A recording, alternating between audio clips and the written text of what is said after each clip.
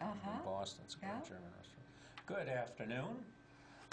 I'm with my guest, Katrin Schuman. Right. Welcome to Poet to Poet, Writer to Writer. Thank you, Doug. And Katrin, I'm going to keep mispronouncing. That's okay. I'm accustomed to it. Yeah. I'm going to ask you. I'm going to read a little introduction to you. Okay. Katrin Schuman is the author of The Secret Power of Million Children and Mother Needs Times Outs 2, TOO. She has been featured on The Today Show, Talk of the Nation, and in The Times, as well as other newspapers and magazines, radio, nationally, internationally. And now you're on Poet to Poet, right? Today's Show to Poet to Poet. Schuman's latest project includes a historical novel set in the Baltic, various nonfiction books in development, and an ongoing editorial work for other agents and writers. For the past 10 years, she's been teaching fiction and nonfiction, most recently at a local women's prison, and running parenting focus groups and surveys. Before going freelance, she helped produce talk shows at NPR, where she won the Kogan Media Award. Schuman has been granted writing residencies at the Virginia Center for the Creative Arts and the Norman Mailer's Writers Colony.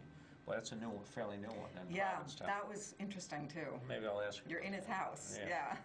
Awarded scholarships to Oxford and Stanford University. She studied literature, language, and journalism, and she was born in Freiburg, Germany, grew up in New York City and London, and now lives in Massachusetts. So you have a very exotic, at least to me, because I'm just sort of provincial sort of guy in comparison. But you've lived a pretty exotic existence. It's interesting. I only actually moved twice. Once when I was 2, and then again when I was 11. But they were pretty significant moves. Right. That definitely impacted me.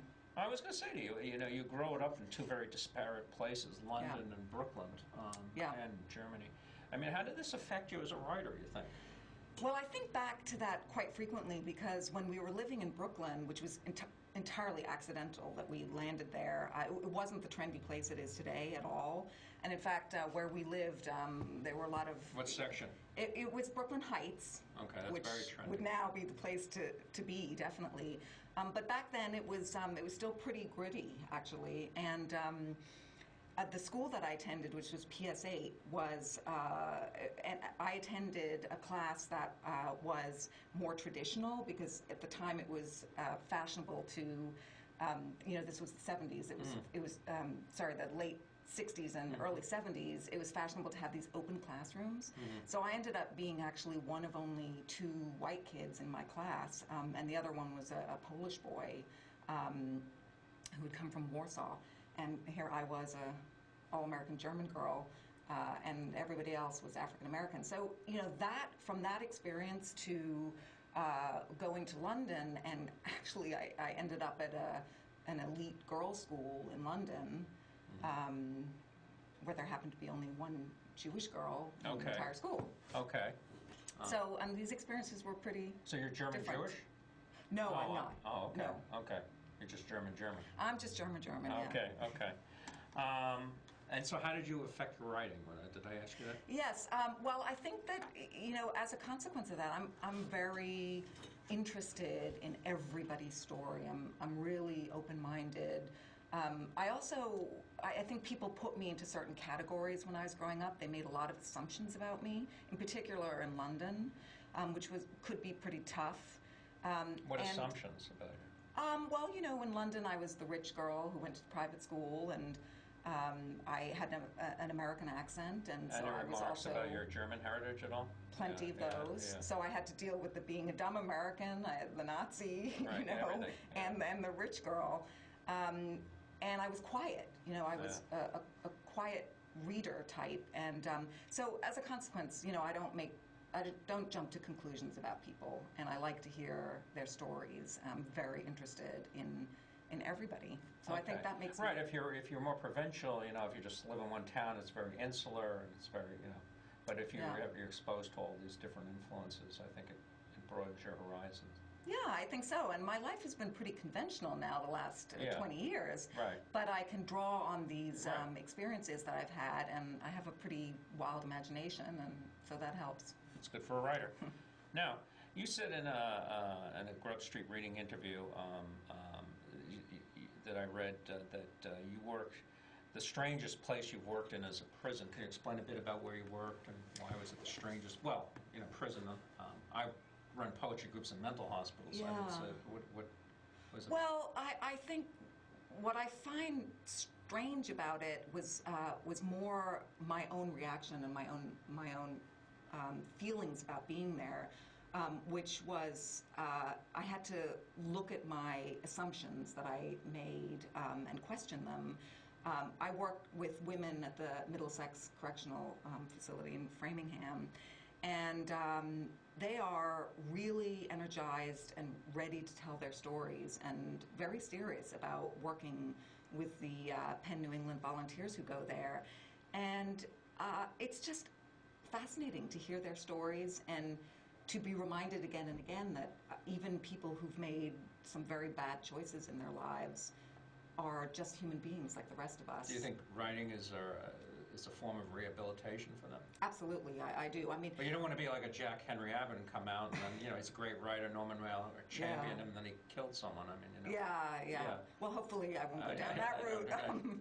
No, but yeah, I mean, I think storytelling is a way to express yourself and gain respect from people. And in this case, I think the inmates, they really appreciate being taken seriously, and maybe for the first time in their lives. Well, possibly, yes. And they have these stories to tell, and somebody's really listening and not critiquing them or their choices or what they've done, but critiquing the way that they're telling the story. So that takes the focus a little bit off of them, yet allows them to explore. And it addresses the spiritual needs. I mean, I think when I was doing it in the psychiatric house, everything's about treatment.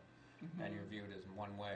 In prison, you'd be viewed as a prisoner. Yeah. But, there's more aspects to the individual. You're more than a psychiatric patient. And I think absolutely, that really gives that. And we never talk at all about why they're in there. Yeah. So that is not relevant to our work. It's just the reading and the writing and the trying to improve. You don't get paid for this. You do it volunteer. No. Yeah. So it's rewarding for you. It's through Penn New England. They have a program that also goes to the men's prison, which I'm going to be doing for the first time this year. You're a brave one. And it's in the tradition of Ma Barker. Did you know of her? No, I don't. She was at BU. She ran a big prison poetry program. Mm-hmm. Not the Ma Barker was the the gun mall. Oh. But no, she was named Ma Barker too. Oh yeah. And she started this poetry in the prisons things when she was connected with BU way back. So it's great. I know a lot of people are doing it at Concord Prison and other things. So I have worked for a number of years with, because you have mentioned that you work with privileged kids. Well, what I've been doing is I've started a book project, which is a collaboration, and the focus of the book is what are the correct messages to give children of the very, very wealthy so that they grow up with a sense of purpose and balance and happiness and success, quote unquote. Yeah, well, I've noticed that, I'm just going to ask you, because I work in a major psychiatric hospital, Harvard-affiliated hospital outside of Boston, and I work with very privileged kids of wealth and, fame and et cetera, et cetera. And a lot of them, they're either they're so pampered that they're almost helpless as young adults, or in many cases, they've been neglected because the parents are very busy and they have secondary people who are not really invested like a parent would be. So, I mean, can you talk about these particular problems? Yes, it's an irony, isn't it, that these are two extremes that they do have to often suffer, either being, over-parented or under-parented, and where's the middle ground. But I think what I have come to realize in writing this book is that the problems are more general, really, even than just being applicable to the super wealthy. I mean, this is a problem that is also very middle class, which is that we don't want to deny our children anything. And even families that have very little income to spend on their kids are buying their kids very expensive items and finding it really difficult to say no to their children. We've kind of had this shift in our parenting where and they're afraid for their kids to fail, right? And that's a huge issue, is that we don't want our children to ever have to suffer. God forbid that they should suffer or fail at something. But as you can well imagine, if you never learn how to deal with failure, you never know whether you can pick yourself up and. Right, and failure is essential for learning, right? Absolutely, it is. I know, I've failed all over the place. Well, in many ways, failure is a gift. If you can fail in small ways before you have, a huge flop, it's very helpful because then you discover the inner reserves that you might have that will help you get out of tricky situations. Yeah, yeah. If you have no practice, then you're really stuck. Then you're really stuck, right? You just don't have, you haven't built up an immune system at all. So you have to have a disease, for instance, and then to build up the white blood cells. Right? Exactly. Exactly. Yeah. Now, you're right. The secret power of the middle children. You said this; they've been afflicted. I mean, I remember growing up as a kid, a little, boy. I was born in the '50s and the early '60s. I never heard, well, because I was a kid, but I never heard this controversy around middle children or firstborn or, all that stuff. So. I mean, I'm not a middle child, but what's the deal? Yeah, birth order has become very popular. People are very interested in birth order, in particular a number of years ago where there were lots of dubious studies around birth order and a lot of discussion about birth order. But the interesting thing is that it is true, actually, that middle children, if you look, for example, I did a bunch of research on blogs and on Twitter and so on just to kind of take the temperature of what middle children are saying about being in the middle. And generally, they exhibit in their online activities, a lot of complaining about being squeezed in the middle. It tends to be... But would you find that if you looked up firstborns? No, the middles complain because they feel like nobody pays any attention to them. And they feel like, they don't have that coveted firstborn position, and they don't realize that comes with some negatives, of course, very high expectations and a lot of attention and so on. And they're not the baby that gets coddled and taken extra care of and forgiven for any misdeeds, but they're sort of expected to just deal on their own. And I think it's borne out in reality. Is there any scientific statistics to prove this, or any studies taken? Well, there are studies that show that middle children are given less attention by their parents, yes. It can be statistically shown that the firstborns and lastborns overall get more attention. It's also been shown that middles are considered that they are the least popular birth order. When you look at the adjectives ascribed to middles, it's things like bitter and spoiled and quiet and these kind of adjectives, whereas firstborns are seen as more ambitious and lastborns are seen as more creative risk-taker types. Those are positive. If a psychiatrist is interviewing a client and getting the initial information, would birth order play a role in today's practice, do you think? I think it could be a point of discussion. I know it could be, but do you think are psychiatrists recognizing this? Yeah, I don't have an answer for that. I don't actually know. But I know that when I do interviews, for example, when I'm doing interviews for my book, my latest book, I ask the people I'm interviewing what birth order they are, just because it's interesting to me to figure out, or to get one angle on the dynamic in their families. Okay. So you find it important. It's just a helpful thing to know if you're trying to create a picture of somebody. Okay. You're an editor. By the way, where can you get your book? Amazon? Do you have your own site? Yes, I have my own personal website, and that is KatrinSchuman.com. Katrin, spell that for us. It's KatrinSchumann.com.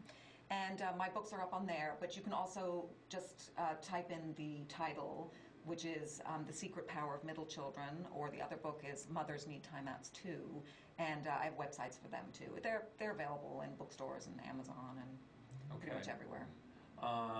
And do you have a reading coming up or anything like that? I do not. I'm going to be at the Muse and the Marketplace conference in May, teaching a bunch of, or running a bunch of sessions and hobnobbing with the writers, which will be fun, and probably I'll do a number of things before then, but I have nothing coming up in the near future. Okay.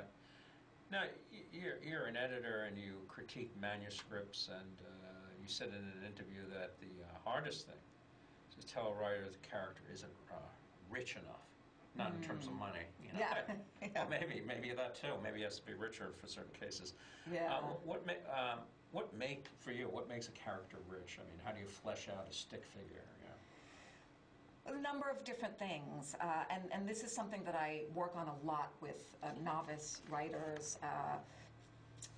It's about creating a full picture of a human being, and you can do that through description of obviously how they look physically, but also mannerisms, the way they speak, the intonation. A lot is conveyed through dialogue, so really excellent dialogue conveys character in a Detail, kind of a right? shorthand Detail way. is always the thing, yeah. Being really specific, detailed, yeah.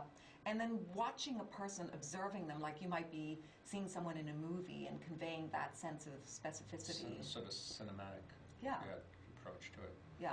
Yeah, I always tell I teach undergraduates in the introduction to creative writing. I always tell, so you said your boyfriend's handsome. So I said, don't use handsome. Tell us how he's handsome. He's broad shoulders, he's a thick blonde mane. Right. He like the tattoo on his left buttocks, whatever. You want to flesh it out with details, right? Right, and you have the power as the writer to pick the right details. Yeah. It doesn't have to be every detail, but the details that you pick are what create this whole, this impression of your character. So pick them carefully. And then, some people use characters, I think, just to espouse ideology rather than, do you find that a problem?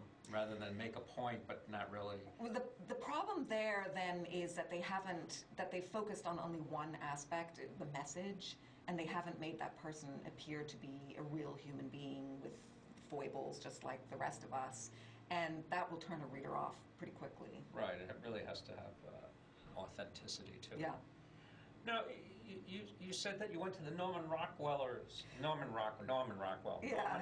Mailer Writer Center, yeah. Norman Mailer, right? A lot of biographies are coming out of him recently. Yeah, that was a fascinating experience. And that's in Provincetown, right? It's in Provincetown. It's absolutely beautiful. You should check it out online. They have residencies. They have summer programs with classes, and then they have residencies. And as a writer, you can go and stay in his home, which is still decorated the way his wife decorated it. It's a little eerie.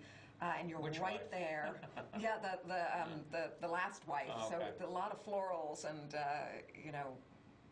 floral patterns everywhere. It's and tchotchkes and so on. And then you get to have a little tour of his writing studio, which is this complete hole in the wall in the attic, where he has all of his papers still piled up and his handwriting all over the place.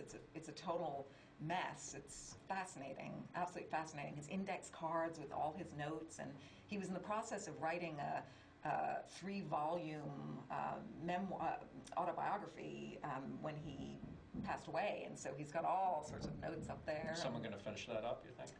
I don't know. And he brought in new journalism with some fictional techniques and put it into journalism. Yes.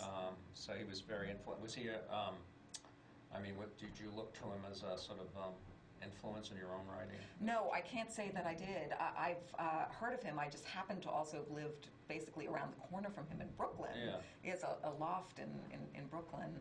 I think I was raised largely in London and England, and so I have these funny gaps in my reading history, and I never encountered Norman Mailer until I found that there was this residency that you could apply for and went to his home. Wow. Yeah, so I learned a lot about him when I was there that I was embarrassed not to have known before I went. One of his best essays was The White Nigger. I don't know if you ever read it. I haven't read it, no. Yeah, really about the white hipster and how he takes the attributes of the black.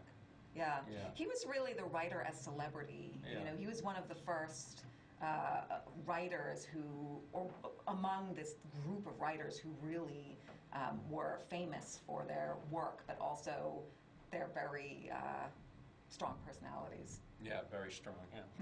slugging people. Controversial figure, I Did know. did you ever see his fight with Gore Vidal on TV? No, but in his house, I saw plenty of pictures and mementos, Well, and you there's a picture. check it out on YouTube. Yeah, it's a I should look marvelous. at It's that. really funny. Yeah. I mean, it was serious, but you know, it's Yeah. funny. They were at each other's throats. So I was going to ask you to. You have about 10 minutes to read from your book. Okay. The Middle Children. Yeah. The formal title I forget. Yeah, it's The Secret Power of Middle Children. Okay. And I can read a little bit from it, and feel free to interrupt me if you want to. I'm good at interrupting. And ask any sort of questions. And Yeah. I'm not going to read for a whole 10 minutes, but I'll read a little bit from here, and then I can read a little bit from my Sure. other book too, if you think I should continue.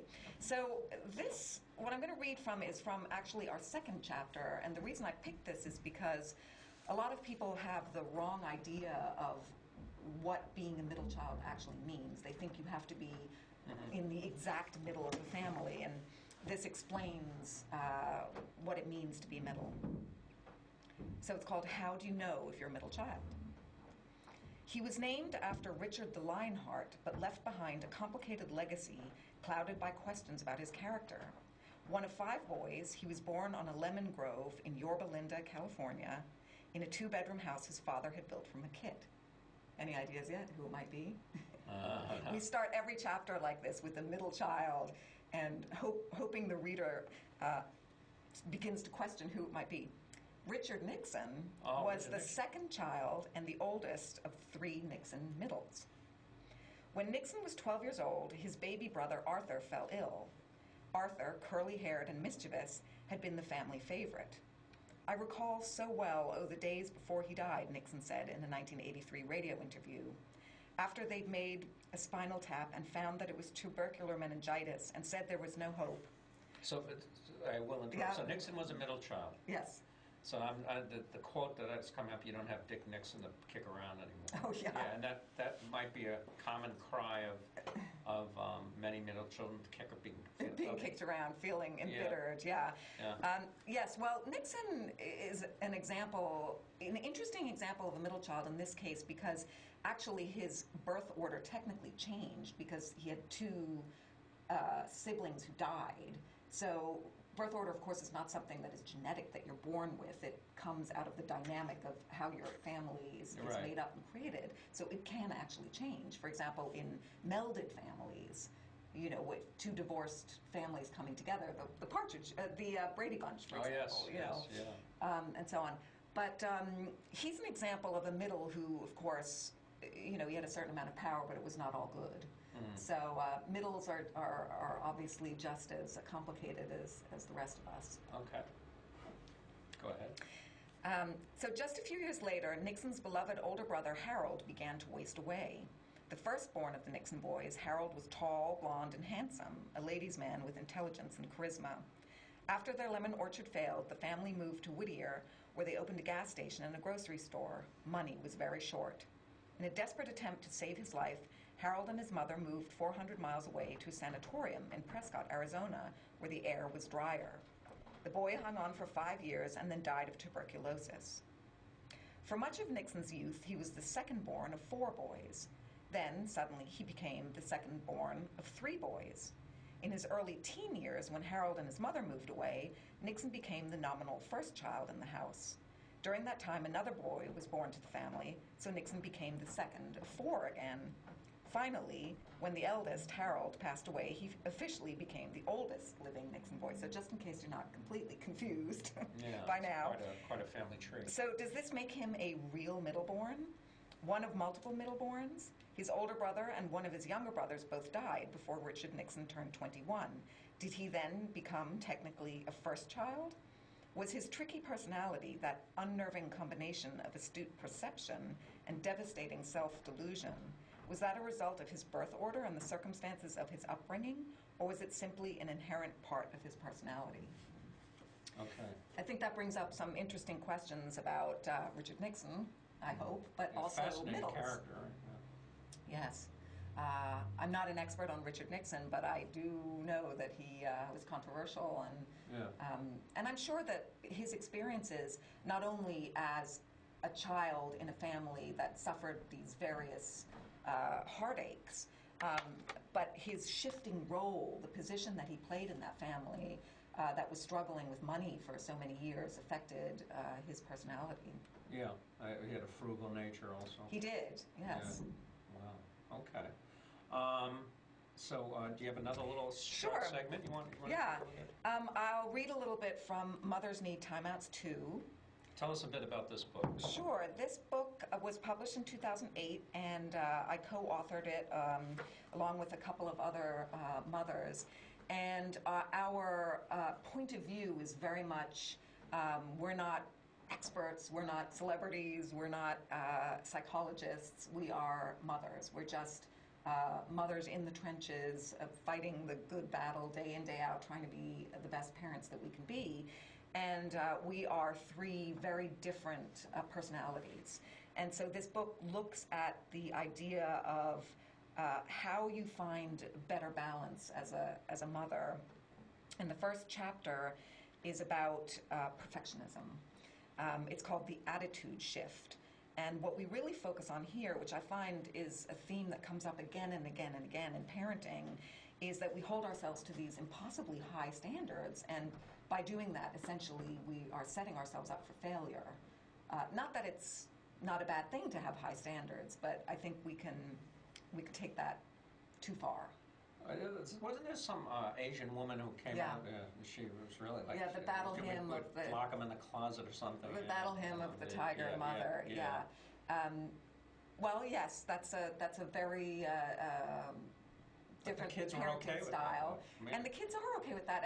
And actually, I think the main point that I like to always stress when I talk about this book is that there's no one way to parent children well, that every family has its own unique dynamic as a result of the parents, the personality of the parent or the parents. And they have to make decisions that fit with their family. So I think that's one of the pitfalls, actually, of parenting nowadays, is that we're comparing ourselves to other people and trying to be like other people, and we're not taking into account that... Well, I mean, isn't that been always true? Well, it has, but I think nowadays with all the chatter and the celebrity parents and the writing that you can...